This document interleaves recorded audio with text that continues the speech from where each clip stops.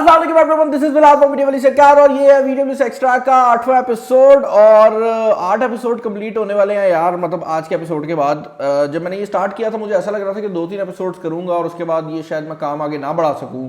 उसकी रीज़न ये थी कि ज़रा आइडिया डिफरेंट था। मतलब हर बंदा कह रहा है कि भाई आप जल्दी जल्दी न्यूज़ क्यों नहीं देते। जल्दी न्यूज़ इसलिए नहीं देते कि अगर कोई ऐसी न्यूज़ होगी जो कि बहुत अर्जेंट देनी है तो उसकी मैं वीडियो बना दूंगा, लेकिन मेरा दिल है कि ये जो शो है इसमें मैं आपको अपना जो ओपिनियन है वो तो दे सकूँ ना। खबरें ही पढ़नी है वो तो आप नेट से भी पढ़ सकते हैं। असल साहब पहली खबर जो हमारे सामने आ रही है वो आ रही है रेडमी बुक प्रो लैपटॉप्स के रिलेटेड, जो कि फाइनली फरवरी 25 को ऑफिशियली अनवेल हो रहे हैं। ये तकरीबन जनवरी में जाकर इनने शुरू किया था इसकी कैंपेन को। और रेडमी के अंदर मतलब अगर आप फ़ोन से बाहर निकलते हैं ना तो इनकी अक्सर औकात जो प्रोडक्ट्स हैं वो एप्पल के नामों की जो स्कीम्स हैं उनको बहुत ज़्यादा रिजेंबल करती हैं। Like Redmi book pro, MacBook pro.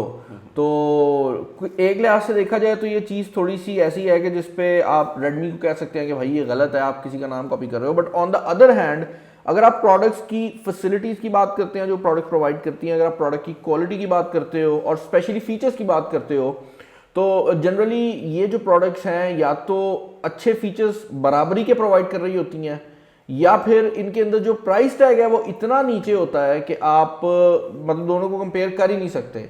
और यही वजह है कि ज़्यादातर लोग रेडमी के फ़ोन्स भी लेते हैं कि वो जिस प्राइस टैग में जो फ़ोन प्रोवाइड करते हैं वो जनरली आपको उस प्राइस कैटेगरी में दूसरी कंपनीज नहीं प्रोवाइड करती। और यहाँ पर AMD और इंटेल के जो वर्जन है वो आ रहे हैं और आजकल वैसे ही हर तरफ ही मसला बना हुआ है।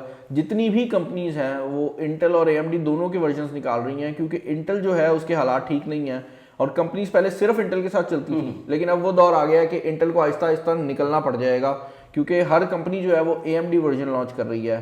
अब यहाँ पर ये चीज़ भी ज़रूरी है कि AMD के जो प्रोसेसर्स हैं वो AMD खुद नहीं बनाती, तो उनके पास प्रोडक्शन कैपेसिटी उतनी नहीं है जितनी इंटेल के पास है। इंटेल की कोई खबर भी आई थी पिछले दिनों के इंटेल कुछ और भी नया कर रहा है।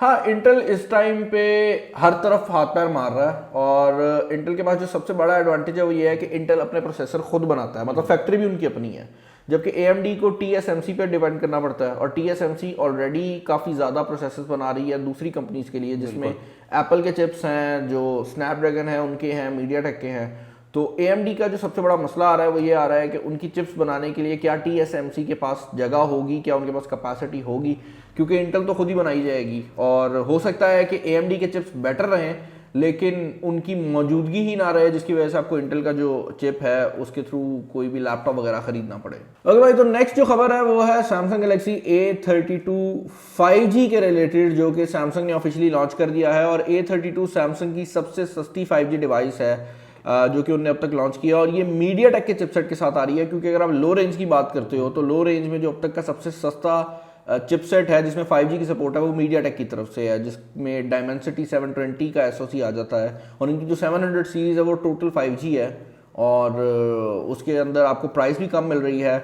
ऑल दो इनकी जो परफॉर्मेंस है वो बहुत ज़्यादा नहीं बढ़ी, मतलब अगर आप बात करते हो 5G की तो वो ज़रूर इंक्लूड कर दिया है, लेकिन as far as the performance is concern तो वो ज़्यादा नहीं बढ़ी। और यही वजह है कि अब क्वेश्चंस भी आ रहे हैं कि अब आने वाले साल के अंदर ये जो आगे साल चल रहा है इसमें काफ़ी कंपनीज 5G फ़ोन्स लॉन्च करेंगी, तो क्या हमें उनकी ज़रूरत भी है या नहीं, क्योंकि 4G चिप्स अवेलेबल नहीं है तो आपको थोड़े से एक्स्ट्रा पैसे भी खर्चने पड़ेंगे और आप 5G यूज़ भी नहीं कर सकेंगे और उनकी जो परफॉर्मेंस है वो भी काइंड ऑफ वही रहेगी जो ऑलरेडी आपको मिल रही है। तो ये एक बड़ी अजीब सी चीज़ है। देखते हैं A32 पाकिस्तानी मार्केट में कब तक आता है। वैसे मुझे उम्मीद है कि अब ये लॉन्च हो जाएगा क्योंकि इवन S21 अल्ट्रा या S21 की टोटल सीरीज़ के अंदर आपको 5G पाकिस्तान में मिल रहा है। तो आई थिंक इस साल सैमसंग भी काफ़ी 5G फोन लॉन्च करेगी पाकिस्तानी मार्केट में। ओके भाई, तो नेक्स्ट न्यूज़ जो है वो बड़ी इंटरेस्टिंग किस्म की न्यूज़ है और ये आ रही है इंस्टाग्राम की तरफ से। भाई असद साहब अगर आपका शो चल गया ना तो मैंने आपको आगे नहीं चलने देना। ये इंस्टाग्राम भी ऐसे ही करती है। वैसे फेसबुक की जितनी भी कंपनीज है ना ये बहुत ज़्यादा बैड फेथ पे ऑपरेट करती हैं। पहले हमने ये चीज़ नोटिस की कि जब स्नैपचैट ने स्टोरीज को स्टार्ट किया तो इंस्टाग्राम ने स्टोरीज को कॉपी कर लिया और ये कॉपी करने से भागते नहीं है। मतलब इनने टिकटॉक की रील्स को कॉपी किया है और अब इंटरेस्टिंग चीज़ ये है कि रील्स की एप्लीकेशन जो कि इंडिया के अंदर काफ़ी पॉपुलर हुई है बिकॉज टिकटॉक बैन है, तो रील्स की एप्लीकेशन पे अगर आप कोई वीडियो पोस्ट करते हो जिसके साइड पे टिकटॉक का लोगो आ रहा है तो इंस्टाग्राम उसको जानबूझकर उसका जो एल्गोरिदम है वो कम पावर देगा और उसको कम ज्यादा प्रमोट करेगा, रिकमेंड नहीं करेगा बेसिकली, क्योंकि वो नहीं चाहते भाई कि किसी और का भी सोशल मीडिया चले। और यही चीज़ है जिसके ऊपर फेसबुक को पहले भी क्रिटिसाइज किया जाता है कि फेसबुक अपनी मोनोपोली मेंटेन करने की कोशिश करता है, जबकि दूसरी साइड पर इवन गूगल जैसी कंपनी जो बहुत ज़्यादा पावर रखती है, उनका ये जो केस है ज़रा कम है, उनमें मोनोपोली वाली चीज़ें जो है वो थोड़ी कम है, at least on the face of it. Back and पे तो हर कंपनी का यही होता है कि मैक्सिमम प्रॉफिट कमाना है, लेकिन एटलीस्ट वो कोशिश ज़रूर करते हैं। इंस्टाग्राम तो मुंह पे कह रहा होता है ना कि भाई हमने तो किसी और को नहीं चलने देना, और आई थिंक ये अनफेयर है, और आई बिलीव के ये इंस्टाग्राम और फेसबुक की जो मोनोपोली वाली मेंटालिटी है उसको भी शो करता है। अगली खबर जो हमारे सामने आ रही है, ये आ रही है भाई ब्लैक शार्क 4 फोन के रिलेटेड, जिसकी लीक्स और रूमर्स हमने यहाँ पर आई थिंक 3 एपिसोड पहले दिए थे, लेकिन अब फाइनली उसकी जो तस्वीरें हैं वो हमारे सामने आ गई हैं। और इससे पहले जो ब्लैक शार्क की डिवाइसेज हैं वो आपको टॉप एंड वेरिएंट में ही मिलती थी, रैम का जरूर फर्क होता था, लेकिन उनका प्रो वेरिएंट ही आता था। अब ब्लैक शार्क वाले थोड़े पैसे जो हैं वो कम कर रहे हैं, और पैसे कम करने के चक्कर में स्पेक्स भी कम हो रही हैं।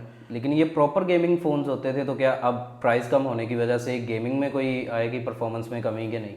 यार देखो, बात यह है कि गेमिंग फोन्स क्या हैं, पहला तो ये बड़ा इंपॉर्टेंट क्वेश्चन है कि गेमिंग फोन क्या है। अब जितने भी फ्लैगशिप फोन है, अगर आप उन पे गेमिंग परफॉर्मेंस की बात करते हो तो उनकी परफॉर्मेंस अच्छी रहनी है। मतलब स्नैपड्रैगन 888 आप किसी भी फोन में लगा दो, उसने अच्छा परफॉर्म करना है। गेमिंग फोन में ये जरूर होता है कि उनमें कोई ना कोई हाईलाइट दे दी जाती है। हमने कुछ टाइम पहले यहाँ पर एक फोन किया था जिसके वो ट्रिगर्स थे साइड पर, उसके अंदर पंखा लगा हुआ था, तो नहीं ROG नहीं था, आई थिंक नूबिया था, नूबिया रेड मैजिक था, और उसके अंदर ये चीज थी। फिर कुछ फोन आते हैं उनमें आपको कूलर की फैसिलिटी मिलती है। तो आई पर्सनली बिलीव के 2021 के अंदर जो गेमिंग फोन्स हैं, अगर आप उनकी डेफिनेशन पूछो मुझसे, तो मैं ये कहूंगा कि गेमिंग के लिए कुछ एक्स्ट्रा फीचर्स जो फोन प्रोवाइड कर रहा है वो गेमिंग फोन है, बनिस्बत इसके कि आप परफॉर्मेंस को देखो। क्योंकि परफॉर्मेंस तो इवन अगर आप आईफोन में कोई भी गेम चलाते हो तो आईफोन 11 भी मेरे ख्याल से आपको कहीं पर कोई लैग नहीं देगा, तो आईफोन 12 तो दूर की बात है।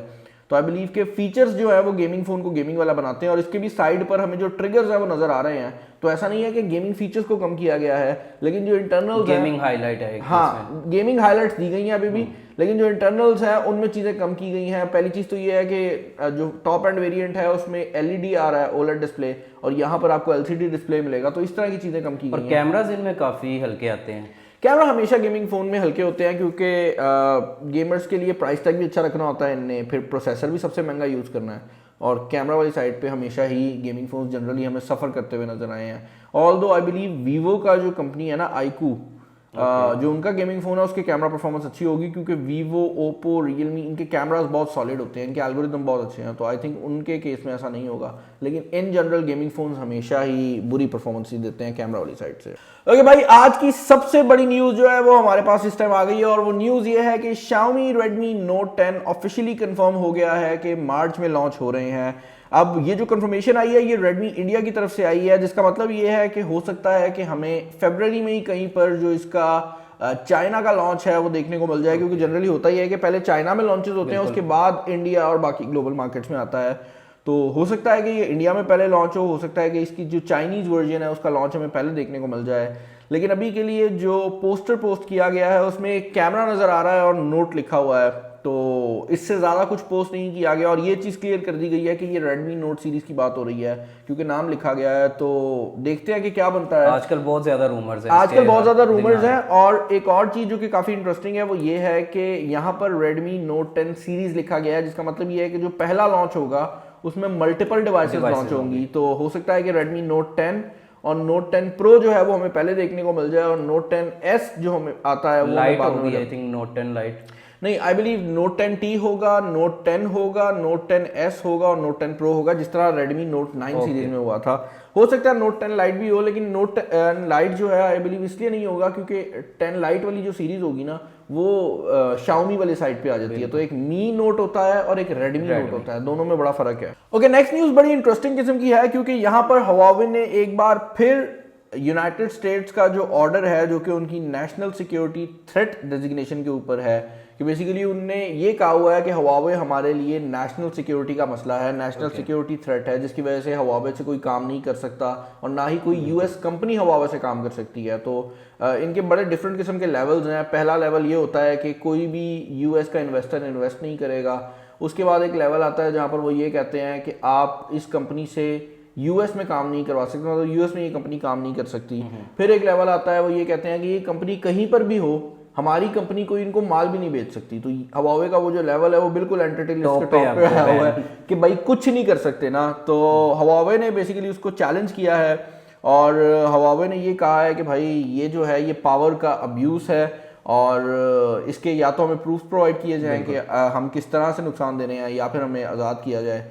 देखते हैं क्या बनेगा, लेकिन आई डोंट थिंक सो कि ये चीज़ होगी, क्योंकि ये जो उनने सारा केस किया है ये भी यूएस में ही किया है एंड यूएस को जानते हुए आई डोंट थिंक सो कि कोई भी चीज़ चेंज हो, क्योंकि यूएस की जो इन जनरल अब आवाम भी है ना वो भी कोई Huawei के हक में नहीं बोल रहे। तो ओवरऑल जो सिनेरियो है वो कोई बेहतर तरीके पर जाता हुआ नजर नहीं आ रहा। नेक्स्ट न्यूज़ जो कि मेरे पास यहाँ पर मौजूद है, ये एक ऐसी खबर है जो कि पिछले 3 एपिसोड्स में हमारी खबरों में मौजूद थी, पता नहीं क्यों हम मिस करते रहे हैं, लेकिन ये खबर है OnePlus 9 Pro के रिलेटेड, जहाँ पर डेव 2D के नाम से एक यूट्यूबर है जो कि जनरली लैपटॉप वगैरह के रिव्यूज़ करते हैं, उनको किसी बंदे ने ये जो फ़ोन है इसकी बाकायदा तस्वीरें भेजी हैं। और ये बड़ी इंटरेस्टिंग चीज़ है क्योंकि जनरली ऐसा नहीं होता कि इतना बड़ा लीक आप इतने बड़े यूट्यूबर को देख लें। और कुछ लोग इसको ये भी कह रहे हैं कि यार ये OnePlus का ही कोई बंदा है जिसने जानबूझकर ये चीज़ें प्रोवाइड की हैं ताकि एक जो बात है, जो स्टर है वो चल सके। लेकिन कंपनीज को हाइप मिलती है इससे, कंपनीज को हाइप मिलती है, लेकिन ऑन दी अदर हैंड अगर आप बात करते हो डिज़ाइन की तो टोटल डिज़ाइन रिवील हो गया है। वरना तो जनरली होता ही है करते वक्त तो हाँ जनरली होता ही है कि कुछ छोटे छोटे साइड में और तस्वीरें लो क्वालिटी की होती हैं। जब ऐसा लीक होता है ना तो आप देखोगे सबसे घटिया क्वालिटी का कैमरा होगा उससे तस्वीर खिंची होगी, लेकिन यहाँ पर जो क्वालिटी है वो भी ठीक है। और जो अर्ली यूनिट्स आए हैं जिन पे तस्वीरें आई हैं उसमें यही है कि इसमें हैसलब्लैड का ट्रू जूम कैमरा यूज़ हो रहा है, जो कि काफ़ी इंटरेस्टिंग चीज़ है। और हैसलब्लैड इससे पहले मोटरोला के साथ भी काम कर चुका है और बड़ी महंगी कंपनी है। अगर आप एज अ कंपनी उनको देखते हो ना, बहुत महंगे कैमरा। पाकिस्तान में इसके कोई आए हैं पहले मोबाइल नहीं है हैसलब्लैड के, हैसलब्लैड एक कैमरा कंपनी है। हाँ, मोटरोला के फोन्स के साथ इसकी एक कोलैबोरेशन हुई थी जहाँ पर ये आपको एक मॉड प्रोवाइड करते थे, लेकिन वो भी इतना कोई खास नहीं रहा था। और अब जो है ये OnePlus के साथ कोलैबोरेट कर रहे हैं, तो देखते हैं कि ये किस तरह से चीज़ें जो है वो आगे बढ़ेंगी। लेकिन सपोजिडली OnePlus 9 Pro के अंदर आपको टिल्ट शिफ्ट कैमरा भी मिलेगा, टिल्ट शिफ्ट लेंसेज आते हैं जनरली। देखते हैं मोबाइल फ़ोन में ये इसको किस तरह से अचीव करेंगे और इसका क्या एडवांटेज भी दे सकेंगे, क्योंकि टिल्ट शिफ्ट कैमराज जो है वो मतलब लेंसेज बहुत थोड़े एरियाज में यूज़ होते हैं, वो पर्सपेक्टिव को थोड़ा सा चेंज करते हैं। देखते हैं क्या बनता है, लेकिन अभी के अर्ली लुक्स में तो फ़ोन दिखने में प्यारा लग रहा है। लेकिन मुझे पता है कि OnePlus का प्राइस टैग जितना ज़्यादा बढ़ गया है अब लोग इसको उतना ज़्यादा अच्छा कह नहीं रहे। ओके भाई, नेक्स्ट न्यूज़ बड़ी ही इंटरेस्टिंग किस्म की न्यूज़ है, जहां पर Qualcomm ने अनाउंस किया है कि उनका Snapdragon X65 का जो 5G मॉडेम है वो 10 गीगाबिट्स पर सेकंड की डाउनलोड स्पीड्स को अचीव कर सकता है, जो कि एक बड़ी क्रेजी चीज़ है यार। इसका अंदाज़ा ऐसे लगाओ कि अगर 66 GB की मूवी है तो 66 GB आप 1 मिनट में डाउनलोड कर लो। यहाँ से अंदाज़ा लगाओ कि ये कितनी ज़्यादा स्पीड है, और ये इतनी ज़्यादा स्पीड है कि ये रियल लाइफ में तो अनहर्ड ऑफ है। और ऑब्वियसली ये जब भी कंपनीज इस तरह के कोई टेस्ट करती हैं तो जब वो रियल लाइफ में आता है तो वो टेस्ट में और रियल लाइफ में काफ़ी फ़र्क होता है, लेकिन फिर भी 10 की जगह 5 आए तब भी क्या सीन है यार। और अभी जो मार्केट में इस टाइम 5G मॉडेम्स आ रहे हैं टॉप एंड वाले, वो 7 गीगाबाइट बिट्स पर सेकंड पे काम कर रहे हैं, तो उसके हिसाब से 10 गीगाबिट्स जो है वो एक बहुत बड़ा जंप है। और इससे पहले Huawei बहुत आगे था, लेकिन अब Qualcomm भी जो है उसकी भी टेक्नोलॉजी आगे आ रही है और उनके भी जो मॉडेम्स हैं वो काफ़ी ऊपर आ रहे हैं। लेकिन इसके साथ इंटरनेट सर्विस भी तो अच्छी होनी चाहिए। इसके साथ इंटरनेट सर्विस ज़रूर अच्छी होनी चाहिए। यही मसला मैं 5G में, जब मैंने पीछे वीडियो भी बनाई ना, मुझे लोग पूछ रहे थे कि 5G का क्या सिनेरियो, तो मैंने बताया कि भाई 5G अगर वो स्पीड आ भी गई तो उतना इंटरनेट तो है नहीं आपके पास, आप तो ऑलरेडी 4G की स्पीड्स नहीं ले पा रहे। 4G 400 MB तक आ जाता है, मतलब सपोर्ट करता है, तो हमारे पास 400 MB का इंटरनेट ही नहीं है पाकिस्तान में, तो 4G लगा के क्या करेंगे या 5G लगा क्या करेंगे। लेकिन देखते हैं, होपफुली जब 5G लगाएंगे तो थोड़ा बहुत बेहतर तो करेंगे, तो बेहतर होगा। हाँ, मतलब 4G स्पीड तो देंगे ना 5G के ऊपर, तो वो तो हो सकता है। ओके, नेक्स्ट न्यूज़ जो आ रही है ये आ रही है भाई सीधा हार्वर्ड यूनिवर्सिटी से, जहाँ पर अकॉर्डिंग टू देयर रिसर्च अगर आप बात करते हैं एक ऐसे बंदे की जो कि पाकिस्तान में रह रहा है, तो एयर पोल्यूशन की वजह से उस बंदे का जो एवरेज लाइफ स्पैन है वो तकरीबन 3.8 ईयर्स कम हुआ है। मतलब लोगों की ज़िंदगियों के साल इस चीज़ वजह से कम हो रहे हैं कि जो एयर की क्वालिटी है वो बुरी है। और यूरोप में ये जो चीज़ है ये 8 महीने के करीब है एवरेज में, तो मतलब यूरोपियंस को जो चीज़ 8 महीने की इफेक्ट दे रही है वो हमें 4 साल का 4 साल है तो तकरीबन। हाँ, तो बड़ा खतरनाक चीज़ है और जो हालात हैं वो कोई सही होते भी नज़र नहीं आ रहे, क्योंकि हम आए दिन डिग्रेड करते जा रहे हैं अपनी एयर अभी को। पिछले दिनों गवर्नमेंट ने कोई बैन किया था ये प्लास्टिक बैग्स वगैरह पे, लेकिन किसी ने उसे सीरियस नहीं लिया।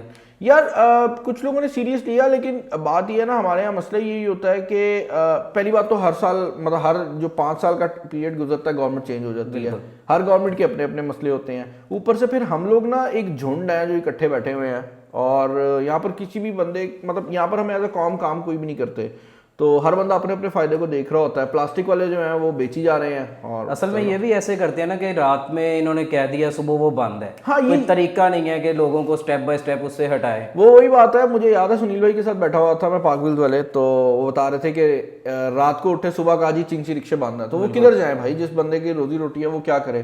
तो ये बात भी ठीक है कि गवर्नमेंट बस ऑर्डर दे देती है, कैसे इंप्लीमेंट होना है वो नहीं सोचती, और ये चीज़ जो है बड़ी ही अजीब चीज़ भी है।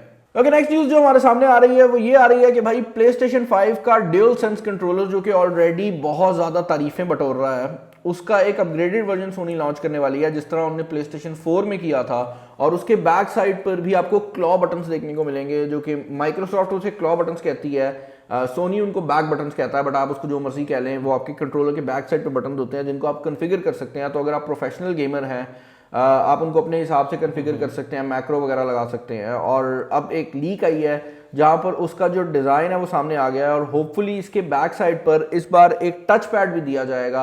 अब उसका एग्जैक्ट क्या यूजेज होगा या वो किस तरह से यूज होगा वो तो देखने में आएगा, लेकिन इसकी जो लुक है वो काफ़ी इंटरेस्टिंग है। और ये पुराने जो कंट्रोलर्स, मतलब जो PlayStation 5 के अभी लेटेस्ट कंट्रोलर्स हैं, उन पर भी लग जाएगा, और डेडिकेटेड कंट्रोलर भी लॉन्च होगा जिसके साथ यही डिज़ाइन में आएगा न्यू कंट्रोलर।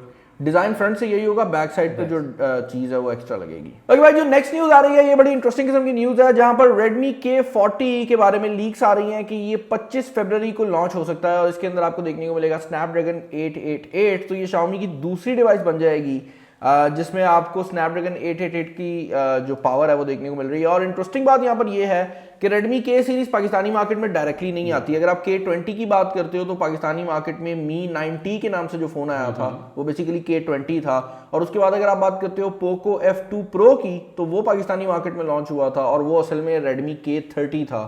तो ये डिवाइस प्रॉपर वही होती है, बस नाम चेंज होता है। हाँ, ये वही होती है, क्योंकि इस टाइम Xiaomi के 3 ब्रांड्स चल रहे हैं। एक Xiaomi खुद है जो Mi के नाम से वो फोन लॉन्च करते हैं, फिर उनकी Redmi सीरीज है, और उसके बाद उनकी Poco सीरीज है। पाकिस्तानी मार्केट में अब Poco और Xiaomi तो थोड़ा बहुत सेपरेट हो रहे हैं, बट इन जनरल अभी भी इनको इकट्ठा ही कंसिडर किया जाता है, और इनको एक ही ब्रांड कंसिडर किया जाता है, जो कि बाहर Redmi अलग है, Poco अलग है, Mi अलग है, तो उसकी वजह से चीज़ें थोड़ी डिफरेंट हैं। लेकिन इंटरेस्टिंग बात यहाँ पर यह है कि एक तरफ हमें Mi 11 के लॉन्च होने की भी जो खबरें हैं वो देखने को मिल रही हैं, और हो सकता है कि बाद में ये जो डिवाइस है ये Mi 11T के नाम से पाकिस्तान में लॉन्च हो जाए, या हो सकता है कि इसको as a Poco device launch किया जाए। लेकिन ये एक फ्लैगशिप फ़ोन होने वाला है जिसके अंदर आपको फ्लैगशिप स्पेसिफिकेशंस मिल रहे हैं। ऑब्वियसली अब चीज़ें जो हैं वो बड़ी लीक्स और रूमर्स वाले फेज में है, तो मैं यहाँ पर कुछ डिटेल्स नहीं बताऊंगा, लेकिन Snapdragon 888 जो है वो कंफर्म हो गया है। ओके यार, तो नेक्स्ट न्यूज़ जो आ रही है ये Xiaomi यूजर्स के लिए आ रही है, जहाँ पर Xiaomi MIUI 12.5 की जो अपडेट है वो फाइनली उसकी जो डिटेल्स हैं वो हमारे सामने आ गई हैं, और ये भी बता दिया गया है कि ये किस किस डिवाइस के ऊपर आएगी। अगर आप Mi 10T Pro, Mi 10T, Mi 10 या Mi 10 Pro या Mi 11 जैसी डिवाइसेस यूज कर रहे हैं तो आपको सबसे पहले ये अपडेट मिलेगी। उसके बाद Mi Note 10 Lite, Redmi Note 9 series, Redmi 9 series, उस पर भी ये जो अपडेट है आ जाएगी। तो काफ़ी ज़्यादा डिवाइसेस है जिन पे ये अपडेट आ रही है, और Xiaomi उन कुछ ब्रांड्स में से है जो कि अगर एंड्रॉइड का वर्जन ना भी अपडेट करे ना, तब भी आपको MIUI की अपडेट जरूर दे देता है। ये हमने देखा है इनकी छोटी डिवाइसेस हाँ, ये हमने देखा है बजट में।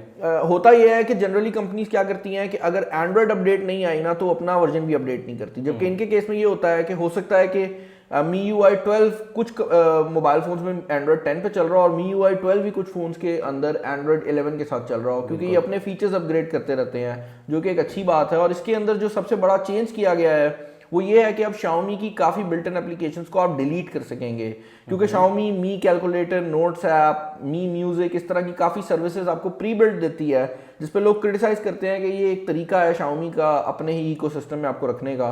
तो Xiaomi ने अब आपको अलाउ कर दिया है कि आप उन चीज़ों को डिलीट कर सकें। और Xiaomi ने एक कंपैरिजन भी अपलोड किया था जहां पर उन्होंने दिखाया है कि बाकी ऑपरेटिंग सिस्टम्स की निस्बत अब हमारी कितनी कम ऐप्स हैं जो कि आप डिलीट नहीं कर सकते, जिसमें आपकी कैमरा ऐप और इस तरह की जो चीज़ें हैं वो मौजूद हैं। ओके भाई, आज की जो आखिरी खबर है ये आ रही है पीटीए के रिलेटेड, जहां पर पीटीए ने ट्विटर को भाई रीच आउट किया है, क्योंकि ट्विटर ने काफ़ी लोगों के अकाउंट्स बैन किए हैं। और अगर टोटल कंप्लेंट्स की बात की जाए तो 369 कंप्लेंट्स हैं जहां पर ट्विटर ने कुछ लोगों के अकाउंट्स बैन किए हैं। और अकॉर्डिंग टू द यूजर्स ये जो अकाउंट्स हैं इनमें ज़्यादातर अकाउंट्स वो हैं जिनने कश्मीर के ऊपर बात की थी।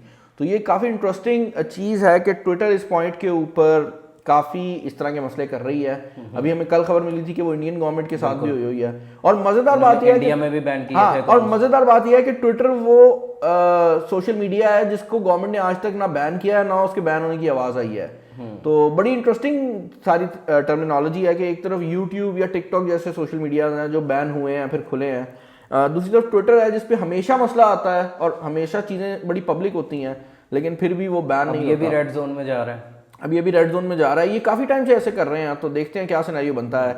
लेकिन that was it for this video. I hope आपको आज की जो वीडियो है पसंद आई होगी। तक चैनल को सब्सक्राइब नहीं किया तो कर लेना है, नोटिफिकेशन को ऑन कर लें, दोस्तों के साथ इसको शेयर करें। बताइएगा कौन सी न्यूज़ आपको पसंद आई है, टाइम स्टैम्प्स आपको डिस्क्रिप्शन में मिल जाएंगी। This is Asad and Bilal signing off. Allah Hafiz.